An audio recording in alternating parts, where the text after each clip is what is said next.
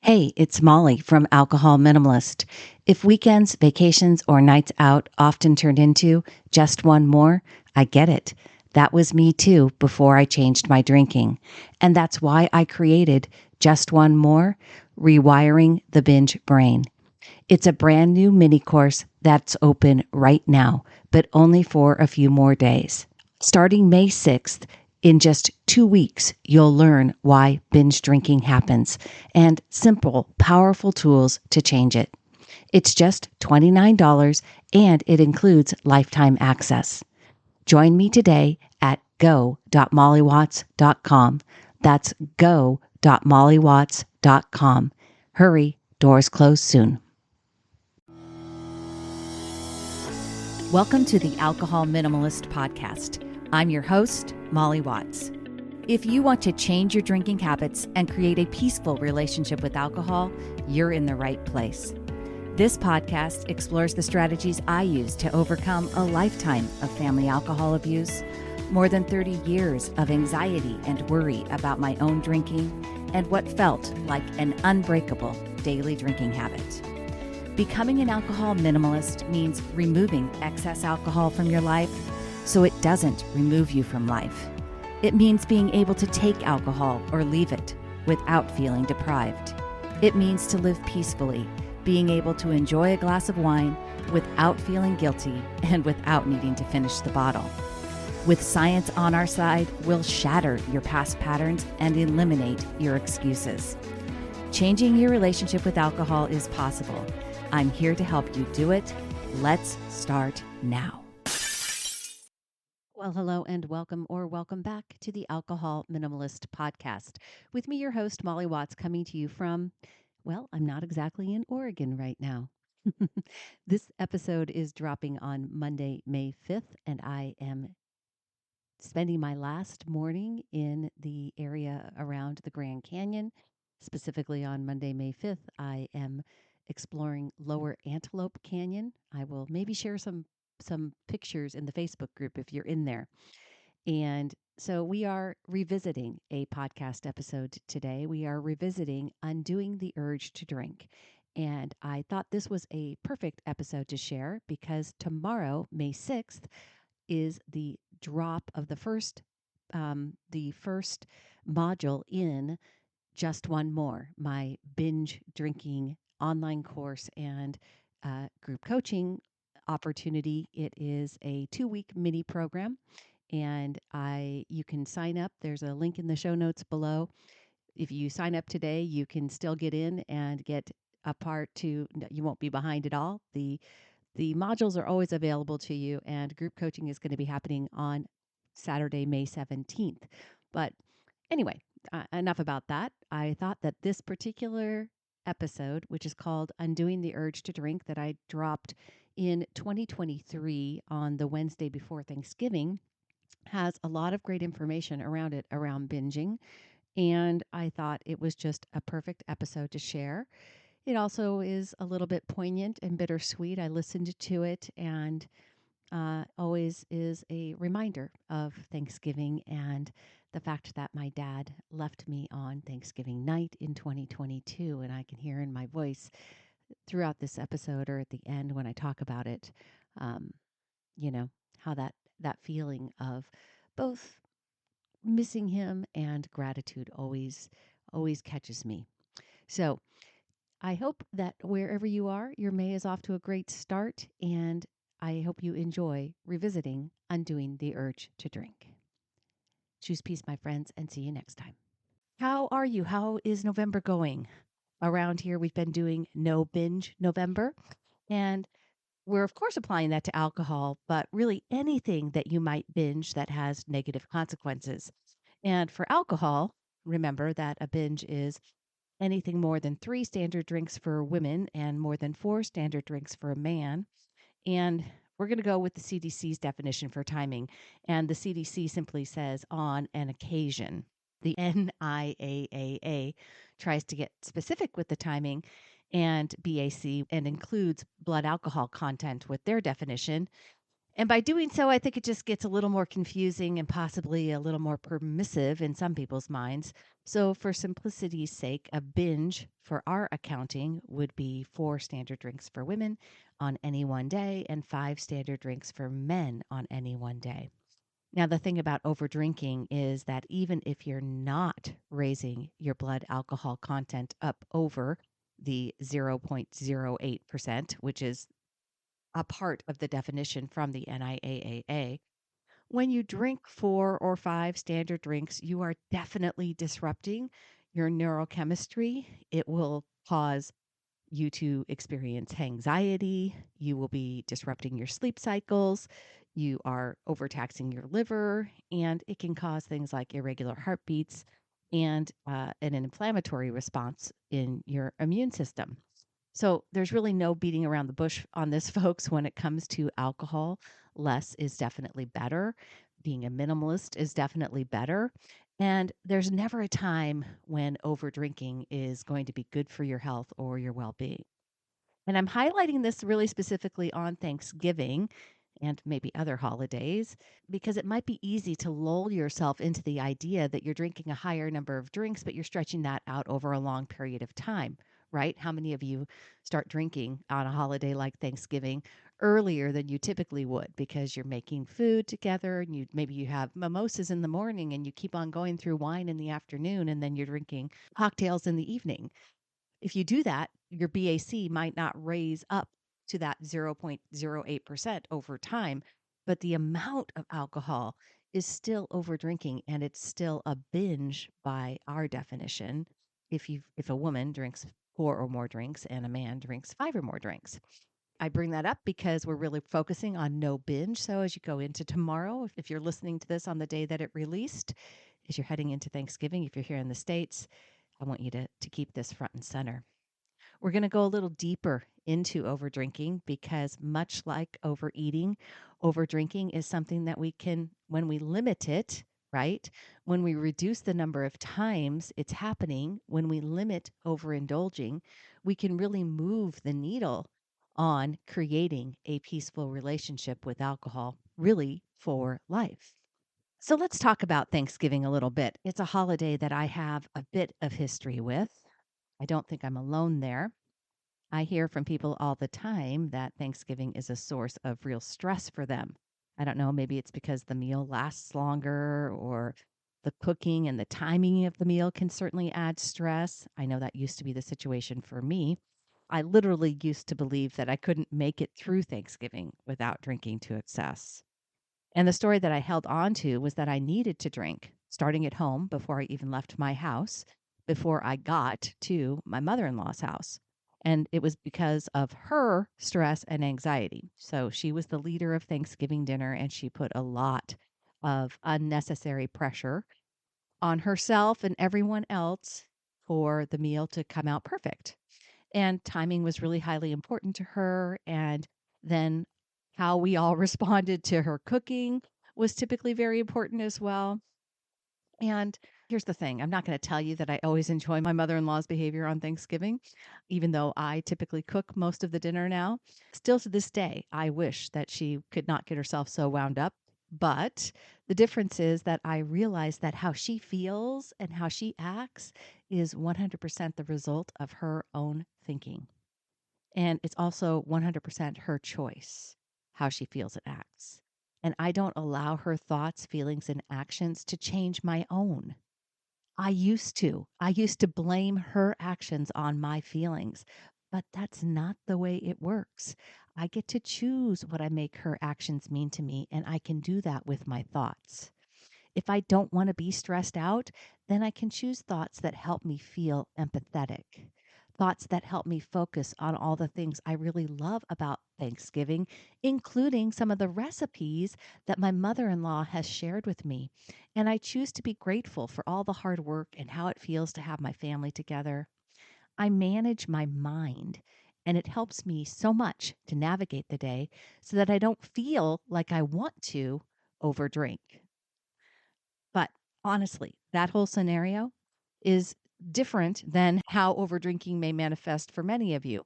Overdrinking will happen on an occasion like Thanksgiving or really any time because you haven't mastered yet the different places that you need to interrupt the cycle of overdrinking. And that's what we're going to talk about today. I'm calling it a cycle. You could say a pattern of overdrinking, a habit overdrinking. You can call it binging. And if you're binging routinely, then this is an episode that I really want you to listen to save and to go back to, and maybe even share it with someone else. Everything I'm talking about here, you can apply to anything that you're overindulging in. So if you know someone who's working on their overeating or overspending or overgaming or overgambling, whatever, this might help them too. Just a quick break to talk with you more about Sunnyside.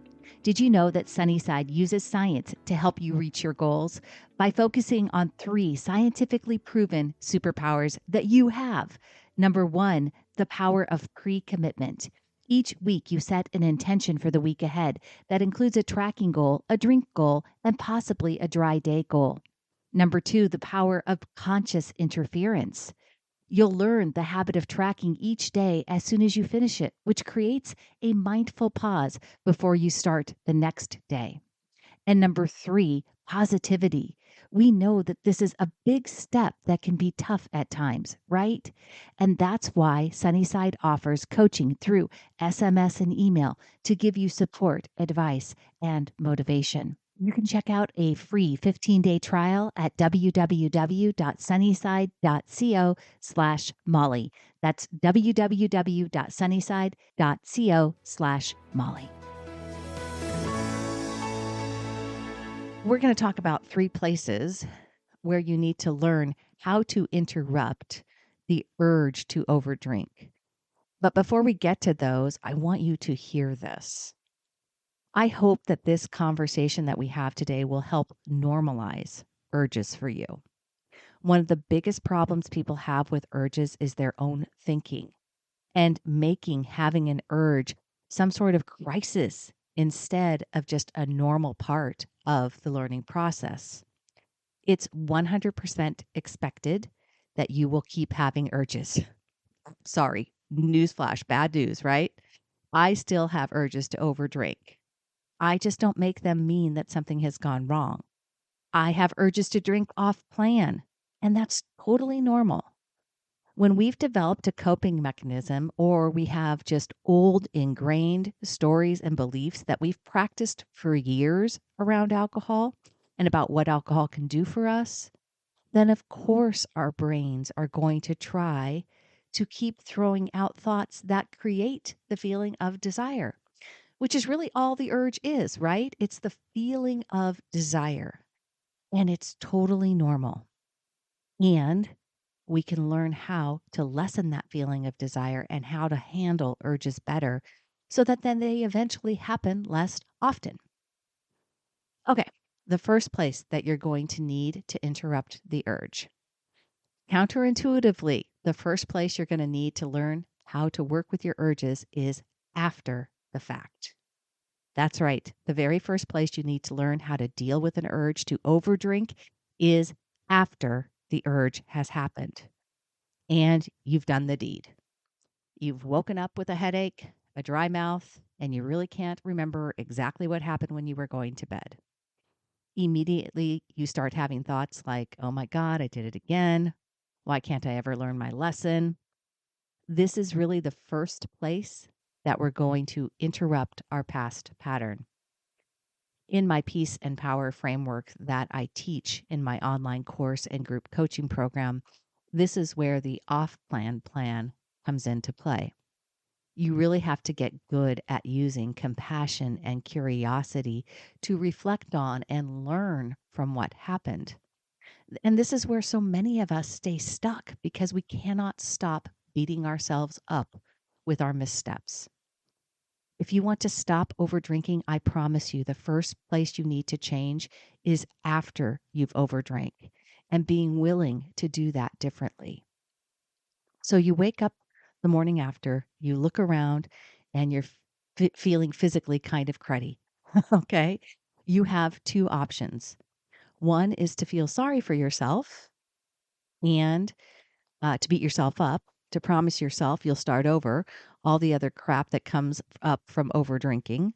And when you do that, you don't learn anything about yourself, about what you could do differently next time.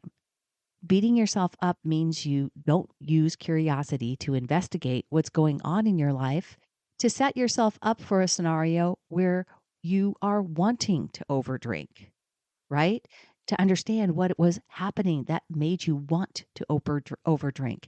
And you're also not figuring out what set yourself up for being so emotionally worn out that you couldn't reason with yourself in the moment, right? There's another option. And the other option is to not beat yourself up. And in that moment, to say, this is a place that I can interrupt the cycle and I do not have to beat myself up. This is something I want to change. It doesn't mean something's wrong with me.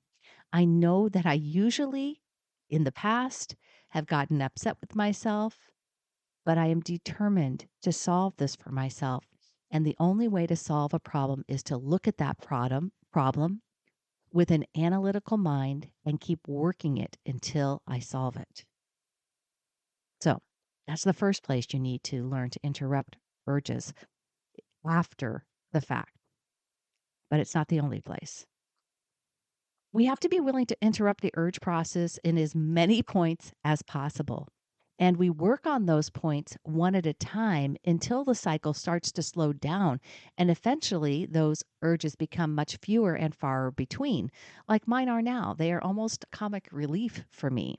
I get amused at the fact that my lower brain tries to throw out some old crappy idea of what's going to help me feel better in the moment. And it should be good. It should be good information for you to know that you've got lots of points of interruption for urges, because in the beginning, a lot of people make the mistake of thinking, and people that are new to this work, that they have to stop over drinking in the moment after they've already started drinking. And they're focusing all their energy on stopping over drinking once they've started down that path. And I hear it all the time. I'm fine not drinking, but once I start, I just can't seem to stop. When we think that's the only way to stop over drinking is by stopping ourselves when we've already started, after we've had a couple of drinks, that really makes the work harder and it seems harder, right? When you realize that you have lots of different interruption points, lots of places where you can interrupt urges, you're going to find that you have way more power and control. You're going to have multiple points where you can win. And then the urge cycle can't operate because you're constantly removing pieces and parts, and eventually the cycle falls apart, right? The second place that we can interrupt urges is where we catch ourselves before the urge happens. And I want you to think about that. To me, this is one of the most powerful places to be able to stop yourself from eventually over drinking. Because when something's already in motion, right? When you're drinking, when you've started drinking and you have the urge to overdrink in that moment, it does take skill and determination and understanding to stop that overdrink in the process. You can get there. It's just not the first place nor the second place to start working on your urges. Now, a lot of us get stuck in that thinking, well, once I start binging, it's all over. Once I start a binge, I might as well finish. I've screwed up the day, I might as well screw up the week, right? Here's another news flash. It takes no skill to think like that. And it also won't help you stop overdrinking in the future. It won't help you figure out why you're wanting to overdrink. So if you want to choose those thoughts, go right ahead, or better, decide to be a grown up and say that you know that it takes skill, it takes mental acuity, it takes compassion.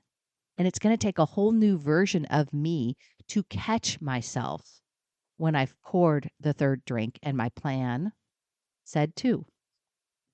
And even when you've drank in most of that third drink, it takes a whole new version of you to pour the rest of that drink down the drain and say, I don't have to finish this. I can stop right now and get to work on figuring this out. I can feel relief and pride knowing that I stopped, and tomorrow I'm going to go look at it and dig a little deeper. The last one is perhaps the trickiest. It's what I call when you feel like overdrinking. All right. I say trickiest. The second one is really probably the hardest as the urge is happening. The last one is when you feel like overdrinking. Before you've started drinking, but you feel, and I hear this from people, right? It's like I knew ahead of time that I was going to overdrink. That's what the comments that people make. I knew ahead of time. What is it that I really want you to pay attention to and get really good at understanding what your body does when you are about to overdrink?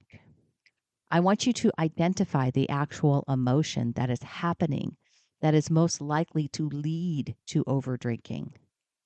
Is it when you're stressed or tired or bored or wanting to keep the party going? When you start feeling whatever it is for you, that's a sign that you need to pay attention. Whether it's stressed or tired and all of these things, when I start feeling that, I know that I need to pay attention.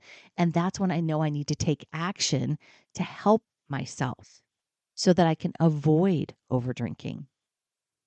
You want to get familiar with what that feeling feels like in your body and be able to describe it to yourself.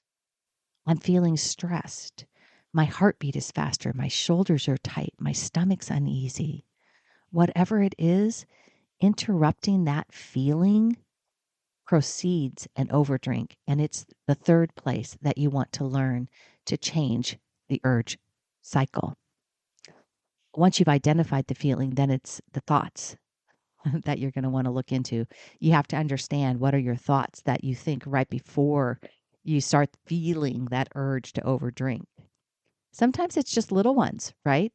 It's those little ones. It's going to taste good. This won't matter. I just like this one. Who cares?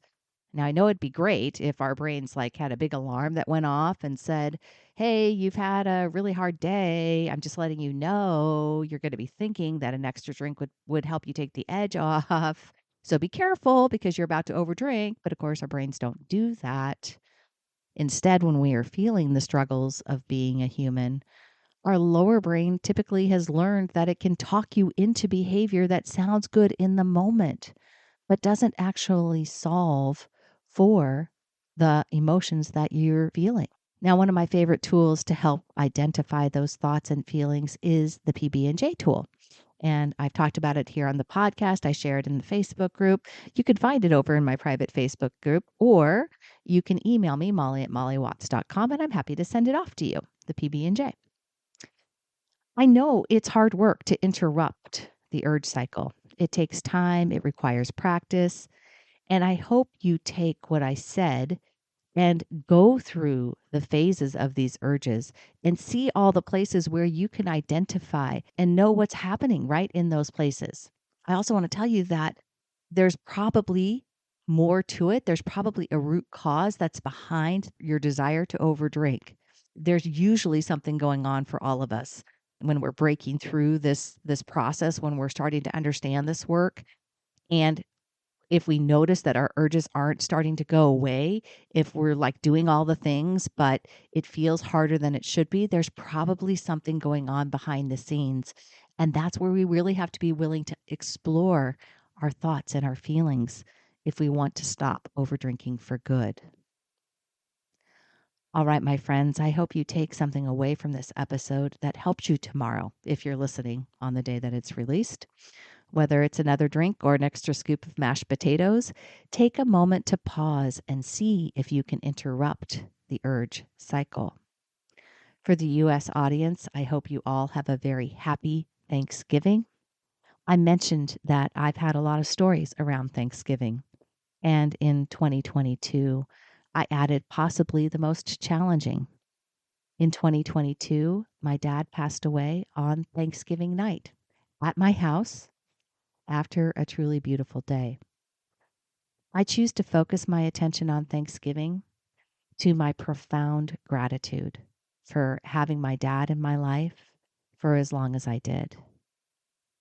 I am profoundly grateful for all of you for listening, for being here, for wanting to do the work on changing your relationship with alcohol. I hope you have a very blessed, holiday, this one's for you, Craig Hugh Curry. You are missed and loved every day. That's all I have for you this week, my friends. Until next time, choose peace. Thank you for listening to the Alcohol Minimalist Podcast. Take something you learned from this episode and put it into action this week. Changing your drinking habits and creating a peaceful relationship with alcohol is 100% possible. You can stop worrying, stop feeling guilty about overdrinking, and become someone who desires alcohol less. Come join me in making peace with alcohol. It's my 6-month online course and group coaching program designed to help you build sustainable change. Give me 6 months and I'll help you create peace. Check it out at www.mollywatts.com/join. That's Molly with a Y and Watts with an S.com/join. Come join me today.